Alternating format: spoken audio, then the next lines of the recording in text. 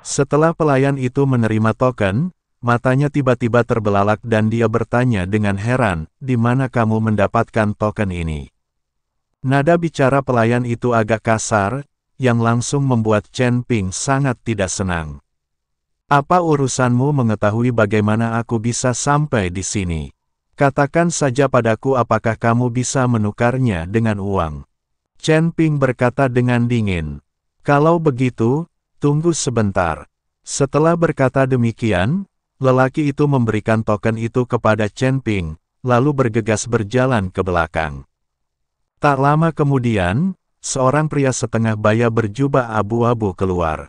Setelah melihat Chen Ping dan dua orang lainnya, dia berkata sambil tersenyum, "Saya penjaga toko di sini. Silakan masuk, kalian bertiga." Chen Ping dan dua orang lainnya melihat bahwa pemilik toko itu cukup sopan, jadi mereka mengikutinya masuk. Tetapi siapa sangka bahwa begitu dia masuk ke dalam ruangan, Chen Ping menyadari bahwa lingkaran sihir langsung aktif di sekitar ruangan. Chen Ping mengerutkan kening dan segera menangkap pemilik toko itu. Mengaktifkan lingkaran sihir secara tiba-tiba jelas bukan hal yang baik. Namun sosok pemilik toko itu menghilang dalam sekejap, lalu muncul di belakang Chen Ping dan yang lainnya. Hu Mazi dan Xiu Rui juga bereaksi. Mereka berdua berbalik dan menyerang penjaga toko. Si penjaga toko menekan dengan telapak tangannya, dan seluruh ruangan tiba-tiba dipenuhi tekanan. Chen Ping, Hu Mazi dan yang lainnya merasa seolah-olah ada ribuan gunung menekan mereka dan mereka tidak bisa bergerak sama sekali. "Apa yang akan kamu lakukan?" Chen Ping bertanya kepada penjaga toko. "Izinkan saya bertanya, dari mana token ini berasal?" Penjaga toko itu bertanya dengan suara tegas, tidak lagi sopan seperti sebelumnya. "Seseorang memberikannya padaku," kata Chen Ping. "Siapa yang mengirimnya?" Penjaga toko itu terus bertanya. "Niu Li, tampaknya dia adalah putri dari kota badak ini." Chen Ping menjawab. Mendengar nama Niu Li, pemilik toko melambaikan tangannya dengan ringan, dan tekanan di ruangan itu langsung menghilang. "Berapa harga yang Anda rencanakan untuk menggadaikan token ini?" tanya penjaga toko. 10.000 koin abadi. Chen Ping berkata setelah berpikir sejenak. Karena pemilik toko menghilangkan tekanan dan melunakkan sikapnya setelah mendengar nama Niu Li, tampaknya gelar putri Niu Li sangat berguna. "Jangan ribut, kalau kamu mau sebanyak itu, aku akan memberikannya padamu." Hu Mazi berkata sambil dengan lembut menarik ujung pakaian Chen Ping. Xiu Rui juga merasa bahwa tawaran Chen Ping agak terlalu tinggi dan pihak lain pasti tidak akan memberikannya kepadanya. "Kau tahu, dua wanita hanya berharga 500 koin peri. Berapa banyak wanita yang dapat Anda beli dengan 10.000 koin peri?" "Tidak banyak," kata penjaga toko tanpa ragu sedikit pun, lalu melemparkan sebuah tas penyimpanan kepada Chen Ping. Chen Ping juga tercengang, menatap tas penyimpanan di tangannya dengan rasa tidak percaya. Dia tidak menyangka pihak lain akan memberikannya begitu mudah. Mengetahui bahwa token kecil ini sangat berharga, dia meminta lebih. "Sial, ini terlalu sedikit." Chen Ping sangat menyesalinya saat ini, tetapi tidak ada gunanya menyesalinya. Periode saat ini adalah 10 hari. Jika Anda tidak datang untuk menebus barang-barang tersebut dalam waktu 10 hari, barang-barang tersebut akan menjadi milik paviliun Tianbao kami, kata penjaga toko. "Tidak masalah." Chen Ping mengangguk, lalu pergi bersama Hu Mazi dan Xiu Rui. Melihat betapa bahagianya Chen Ping dan yang lainnya, mulut pemilik toko sedikit melengkung. "Bos, orang-orang ini tidak akan menebus token ini, kan?" Petugas itu bertanya pada pemilik toko. "Tidak, mereka tidak tahu nilai token ini, kalau tidak, mereka tidak akan menggadaikannya." Token milik sang putri sebenarnya diberikan kepada orang yang baru saja diantar ke sini melalui jalan itu. Itu cukup menarik. Mata penjaga toko itu menyipit sedikit, dengan kebingungan di matanya. Kemudian penjaga toko mengeluarkan sebuah kotak kayu yang terlihat sangat halus dan meletakkan token tersebut di dalamnya. Lalu dia mengeluarkan setetes darah dan meneteskannya ke kotak kayu. Seluruh kotak kayu itu seketika memancarkan cahaya merah aneh. Ketika Chen Ping dan teman-temannya berjalan keluar dari paviliun Tianbao, pria besar itu masih menunggu di luar. Ketika dia melihat Chen Ping keluar, dia buru-buru bertanya, "Apakah kamu sudah menukar koin abadi?" "Jika aku menukarnya, itu hanya 1000 koin peri. Lihatlah betapa cemasnya dirimu. Aku punya banyak koin peri." Humazi menyambar tas penyimpanan dari tangan Chen Ping, lalu mengeluarkan 1000 koin peri untuk pria besar itu. Melihat ke arah 1000 koin peri dan kemudian ke tas penyimpanan Humazi, pria besar itu terkejut. Pada saat yang sama, ada keserakahan di mata pria besar itu, tetapi itu hanya berkelebat sesaat. "Baiklah, sekarang uangnya sudah dibayarkan. Ayo ikut aku menjemput orang-orang." Setelah pria besar itu mengatakan ini, dia membawa Chen Ping dan yang lainnya kembali ke panggung. Pria besar itu membuka kurungan besi dan menggendong kedua wanita itu keluar. "Kalian boleh membawa orang-orang itu pergi, tapi ingat untuk memberi tanda tahanan pada mereka. Kalau tidak, mereka adalah manusia dan tidak akan bisa bergerak di kota ini. Dan manusia-manusia ini hanya bisa menjadi budak. Tidak apa-apa jika mereka ingin melampiaskan amarah, tetapi mereka tidak boleh punya anak, karena itu akan menodai garis keturunan manusia binatang kita." Pria besar itu memberi instruksi pada Chen Ping dan dua orang lainnya. "Itu bukan urusanmu. Dia milikku sekarang." Setelah berkata demikian, Humazi tidak sabar lagi untuk pergi bersama kedua wanita itu. Melihat ekspresi Humazi yang tidak sabar, Chen Ping hanya bisa tersenyum tak berdaya. Setelah Chen Ping dan yang lainnya pergi, seorang pria bermata biru berjalan mendekati pria besar itu. "Pria besar, apakah mereka benar-benar menghabiskan 1000 koin peri?" tanya pria bermata biru itu. "Ya," pria besar itu mengangguk, "tetapi mereka memiliki lebih dari 1000 koin peri di dalamnya. Saya rasa setidaknya ada 10.000 di dalam tas penyimpanan itu." 10.000, pria bermata biru itu berseru, "Sepertinya kita akan menjadi kaya. Kota ini dalam keadaan siaga tinggi akhir-akhir ini, jadi mungkin sulit untuk mengambil tindakan.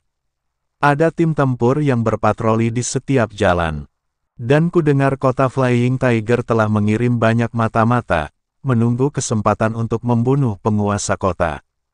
Tidak bijaksana bagi kita untuk mengambil tindakan sekarang. Meskipun orang itu tinggi besar, dia tidak bodoh.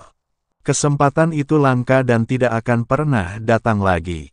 Jika kita berhasil kali ini, kita akan langsung meninggalkan Rhino City. Dengan begitu banyak koin abadi, kita bisa bebas dan mudah pergi kemana saja." Pria bermata biru itu membujuk pria besar itu. Setelah ragu sejenak, lelaki besar itu mengangguk dan berkata, "Baiklah, mari kita lebih efisien." Setelah itu, mereka berdua menghilang seketika. Chen Ping dan yang lainnya tidak tahu bahwa kepura-puraan Humazi dan memamerkan begitu banyak koin peri telah membawa mereka ke dalam masalah.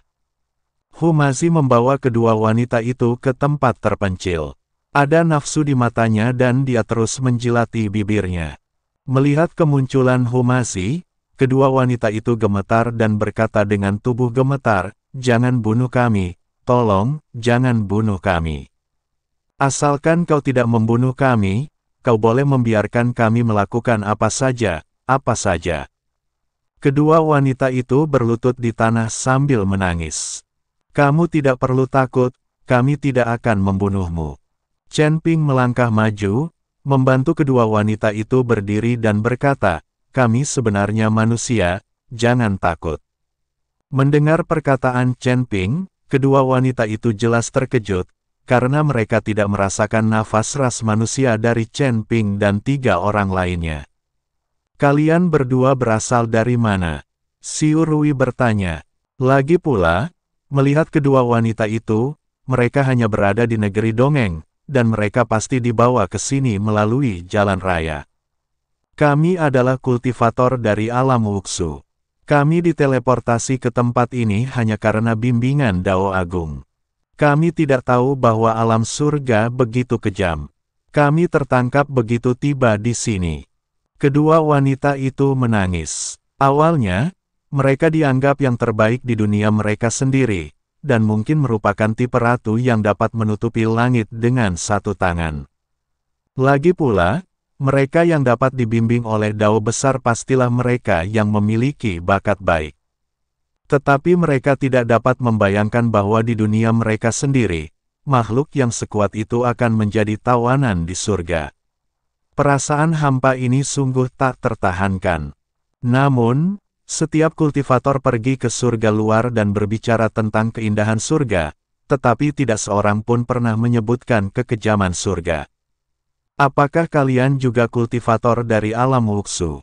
Wajah Xiurui penuh dengan keterkejutan, lalu dia berkata dengan gembira, saya juga dari alam Wuxu. Kamu juga seorang kultivator dari alam Wuxu. Kedua wanita itu pun terkejut, lalu mereka bertanya, siapa namamu? Lagi pula, tidak banyak orang di dunia ini yang bisa dibimbing oleh Dao Agung, dan mereka bisa mengetahuinya hanya dengan menyebut namanya. Nama saya Xiurui, kata Xiurui. Senior Xiu. Kedua wanita itu terkejut lagi, bukankah kamu dipimpin oleh Dao Agung ratusan tahun yang lalu? Selalu ada legenda tentangmu di dunia Wuxu, dan kami semua bersaudara menjadikanmu sebagai panutan. Mengapa kamu masih di sini setelah bertahun-tahun? Xiurui merasa malu ketika mendengar ini. Dia tidak mungkin mengatakan bahwa dia langsung dijebloskan ke penjara begitu dia dibawa ke sini. Lagi pula, saya sendiri adalah seorang idola. Saudara Xiu punya misi di sini. Dia telah menjadi penengah konflik antara tiga suku, jadi dia tidak pernah pergi selama bertahun-tahun ini. Chen Ping melihat ekspresi malu Xiurui dan bergegas membantunya. Chen Ping juga tidak menyangka bahwa Xiurui masih menjadi sosok yang sangat kuat di dunia Wuxu dan bahkan telah menjadi legenda. Senior Xiu sungguh hebat. Kedua wanita itu memandang Xiurui dengan kagum.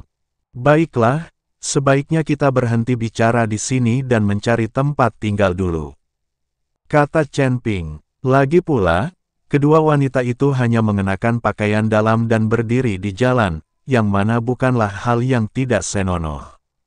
Ada penginapan tidak jauh di depan, kata salah satu wanita. Bagaimana kamu tahu? Humazi bertanya dengan rasa ingin tahu.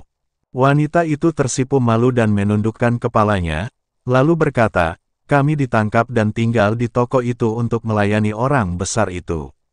Setelah dia cukup bersenang-senang dengan kami, dia berencana untuk menjual kami. Melihat kedua wanita itu, dia merasa sedikit kasihan. Awalnya dia adalah seorang ratu, namun kini dia menjadi mainan. Ayo kita pergi dan menginap di hotel, desak Humazi, tampak tidak sabar. Rekan Taois Chen, terima kasih banyak atas apa yang Anda lakukan tadi. Dalam perjalanan menuju penginapan, Xiurui menatap Chen Ping dengan rasa terima kasih dan berkata, itu bukan apa-apa. Ingat, saat Anda berada di luar sana, Anda memberi diri Anda sebuah identitas. Lagi pula, tidak seorang pun mengetahuinya. Kamu tidak tahu bagaimana cara membanggakan diri. Chen Ping tersenyum tipis. Rombongan tiba di penginapan, pemilik penginapan hanya melihat-lihat lalu menyiapkan kamar untuk Chen Ping dan rombongan. Chen Ping sekarang kaya, jadi dia tinggal di kamar mewah. Setiap ruangan memiliki formasi untuk membantu dalam kultivasi. Setelah menata kamar-kamar, Humazi tidak sabar untuk pergi ke dua kamar wanita. Tuan Hu, Xiurui memanggil Humazi saat melihat ini. Ada apa? Kamu mau berbagi satu? Humazi bertanya.